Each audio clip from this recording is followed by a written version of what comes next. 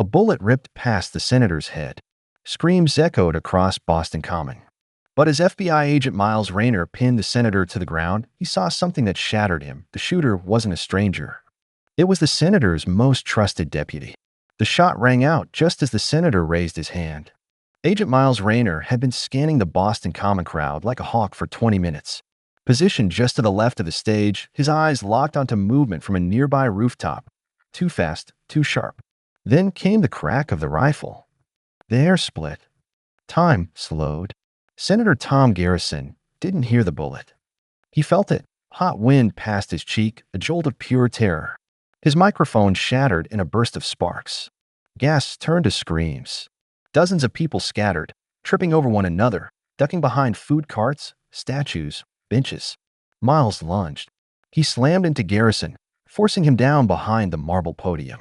The senator's eyes were wide, his breath short. A second shot punched through a campaign banner 2 feet above their heads. Miles drew his Glock and scanned the rooftops. That's when he saw him. A figure in a gray windbreaker, lowering a long-barrel rifle. Even through the chaos and distance, the face was unmistakable. Brandon Voss, the senator's deputy. The man who'd sat beside Garrison during every campaign meeting. The one who'd shared cigars with Miles on long stakeouts. The one who gave to veterans' charities and quoted the Constitution like scripture. Miles blinked. No, it couldn't be. But the angle of the rifle, the way he moved, it was him. Voss ducked from sight, vanishing into the shadows. Miles stayed silent. He couldn't say it aloud. Not here, not yet. Without proof, the accusation would destroy everything. Within minutes, Boston PD secured the perimeter, snipers were deployed, and federal response teams rolled in. But the shooter was already gone. News vans swarmed like flies. Attempted assassination, the headline screamed. Terror attack on local soil. Miles said nothing to the press. He just stood there, jaw tight, the image of Voss etched behind his eyes. Hours later, the senator sat behind closed doors, pale but defiant, wrapped in a thermal blanket. "Someone wants me dead," he whispered. "But why now?" Miles didn't answer. Not yet. That night, Miles returned to the scene. The rooftop was empty, no shell casings, no prints, wiped clean. But something bothered him. The precision. The retreat. Whoever fired the shot had military-level training. Voss had never served. He needed more. Proof. Motive. Intent. Anything. Back at FBI Field HQ, the surveillance footage was incomplete. Wind had knocked out one of the key rooftop cameras. Convenient. Too convenient. And someone had accessed the senator's security schedule 2 hours before the rally. Only 2 people had clearance, Miles and Voss. By morning, Voss was back in the office, smiling, calm, making press arrangements, like nothing had happened.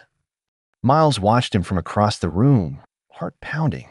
The same man who had stood beside him in war rooms, now chatting with campaign staffers like a golden boy. "Glad you two made it out, okay?" Voss said, clapping Miles on the back. His eyes were steady, his smile sincere. But for the first time in his career, Miles Rayner didn't trust his instincts. Because this time, it wasn't just about protecting a senator.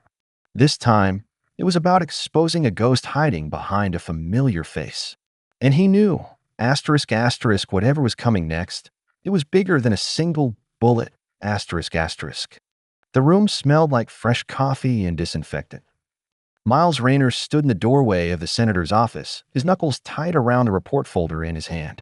His eyes were fixed on Brandon Voss, who stood at the window, arms crossed, casually observing the press vans outside like none of it mattered. "Security's double for the week," Voss said without turning. "Good call on ducking Garrison so fast. You probably saved his life." Miles didn't answer. Voss finally looked over. Something wrong. Miles handed him the folder. Inside were event photos, ballistic trajectory maps, surveillance footage angles. All of it useless. The shooter was gone without a trace. No casings. No prints. No rooftop fibers. Nothing. "Everything's clean," Miles said. "That's not a good thing," Voss asked, raising a brow. Miles studied him. That perfect suit, the calm voice, the politician's mask he always wore, never a crack. But now that mask felt like a wall. and Miles couldn't see past it. He left the office without saying more. Trust was no longer an option. He had to move on his own. That night, in a quiet diner near Fenway, Miles met a former investigative journalist named Eric West. Eric had been chasing corruption rumors tied to Boston's political elite for 3 years before he suddenly went freelance. He pushed a manila envelope across the table. "Your guy, Voss," Eric said, sipping coffee. "He's been moving money through front groups since last spring.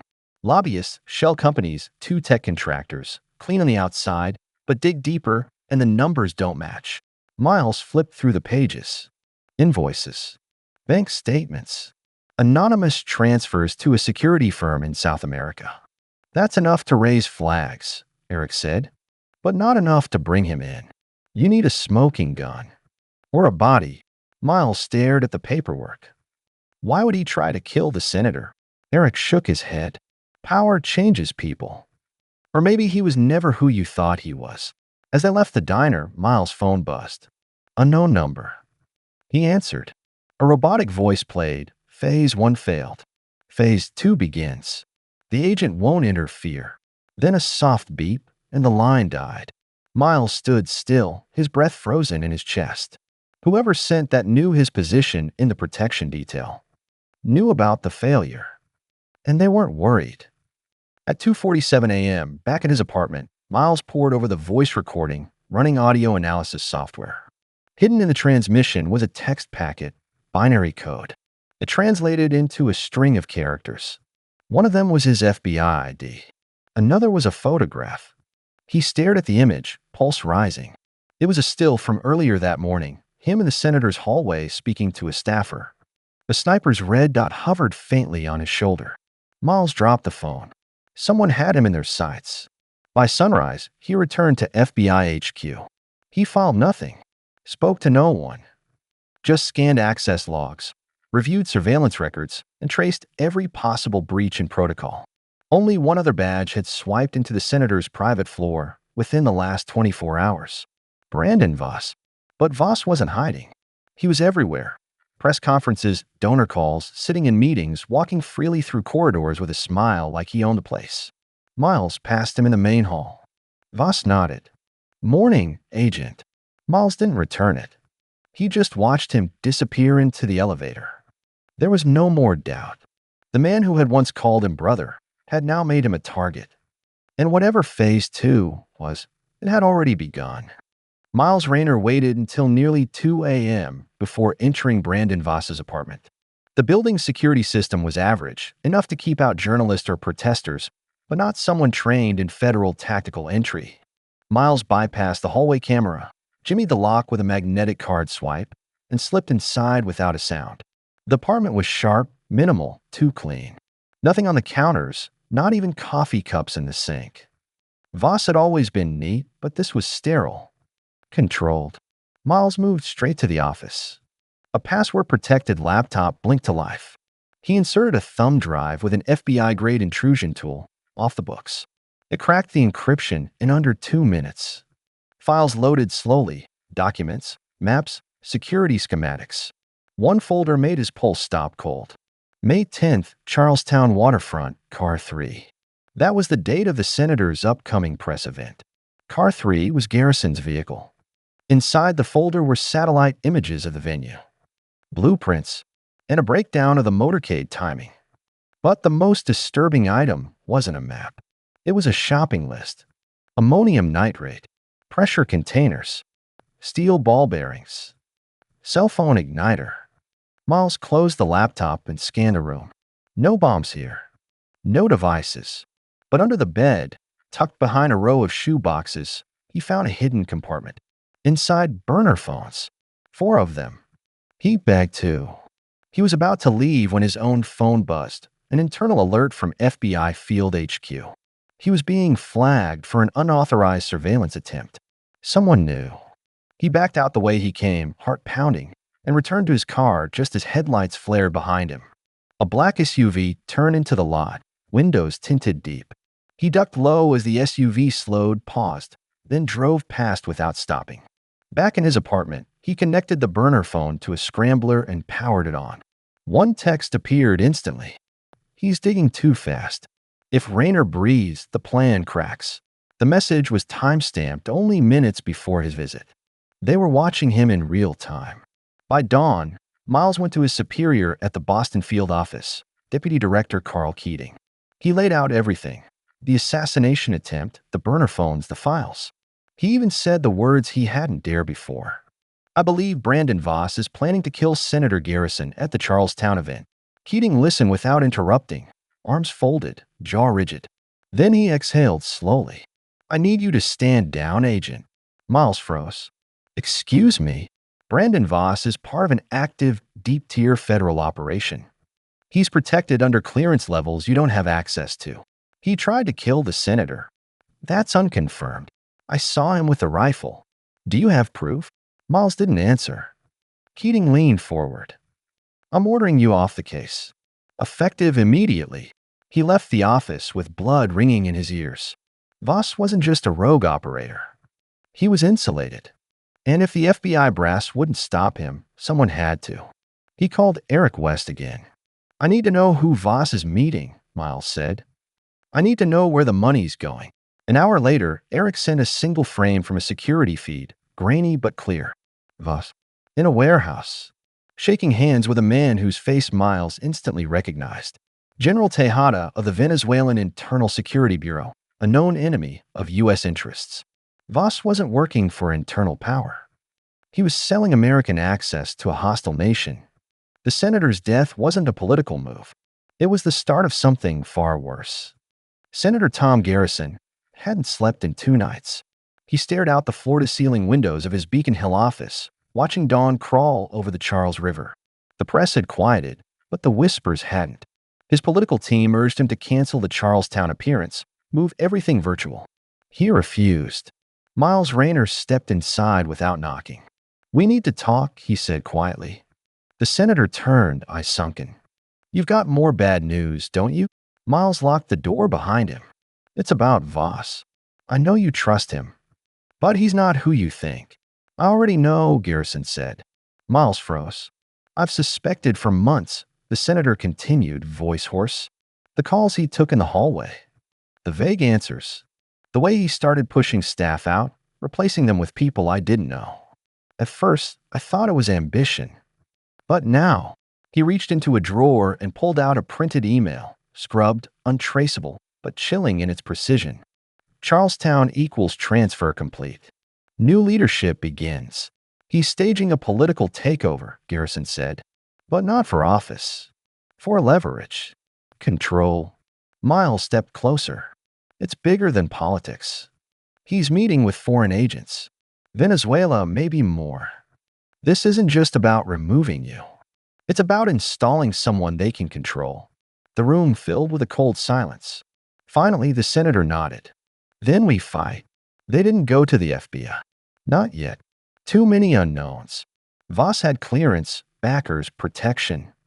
If they went public without proof, they'd both be discredited, maybe worse. Miles made a proposal. "We give him what he wants, a stage moment, a chance to act. We control the field. Catch him in the open." Garrison hesitated. "You're suggesting I walk into a trap? I'll be next to you every second." It was dangerous.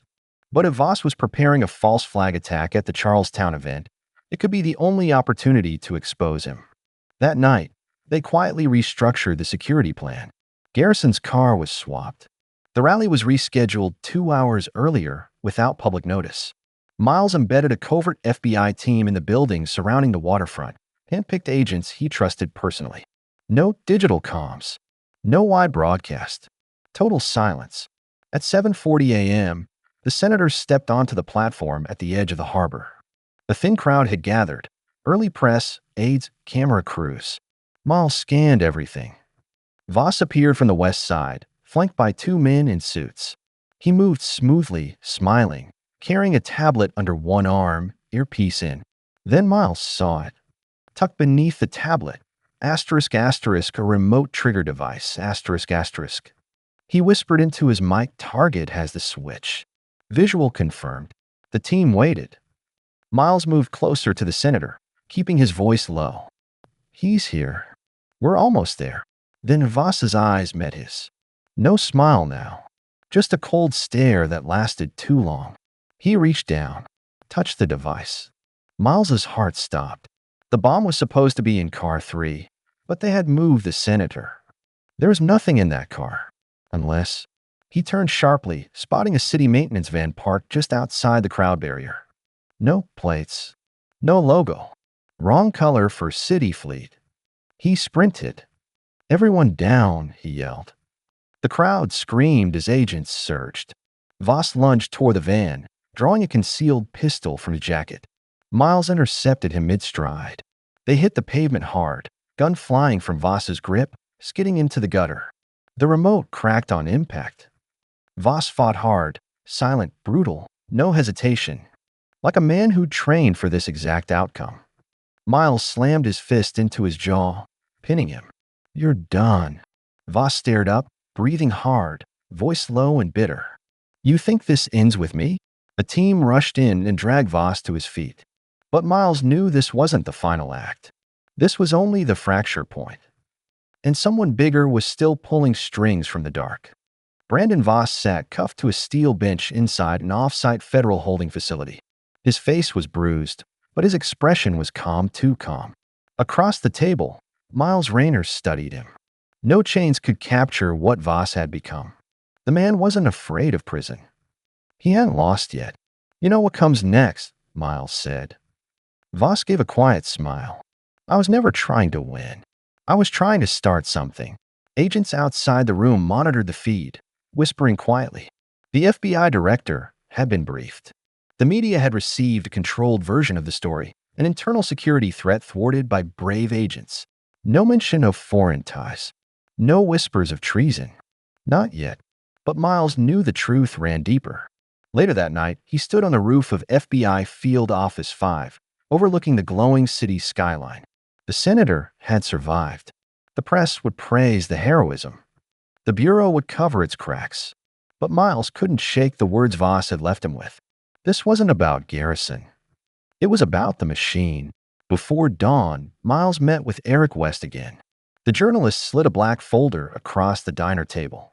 Inside names, photos, financial trails, political donors, offshore accounts. This wasn't a solo job, Eric said.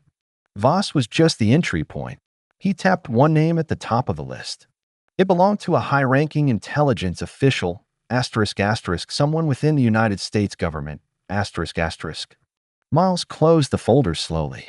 The senator was safe, but the structure that had almost allowed his assassination was still standing. The real threat hadn't been removed. It had only been uncovered. 2 weeks later, Senator Garrison returned to the Capitol. He gave no speech, no press tour, just work. Quietly, methodically, he began introducing bills targeting campaign finance secrecy, private contractor oversight, foreign data deals. They would never say publicly what nearly happened. But behind the curtain, a war had begun.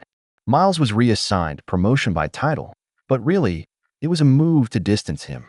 A commendation in the papers. A handshake from the director. Then silence. He spent his days training new agents, reviewing field reports, walking the quiet halls of federal buildings that now felt unfamiliar.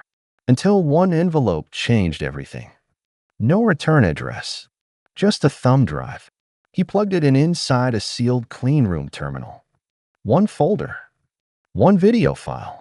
It showed a private hangar in Nevada. A man stepping off a jet. Black gloves. Military-grade suitcase. Met on the tarmac by a shadowed figure wearing a Department of Defense badge. Voss had been a soldier in a much larger operation, and Miles had just seen the next one landing. He leaned back in his chair, breath shallow. The story wasn't over, and someone had just invited him back in.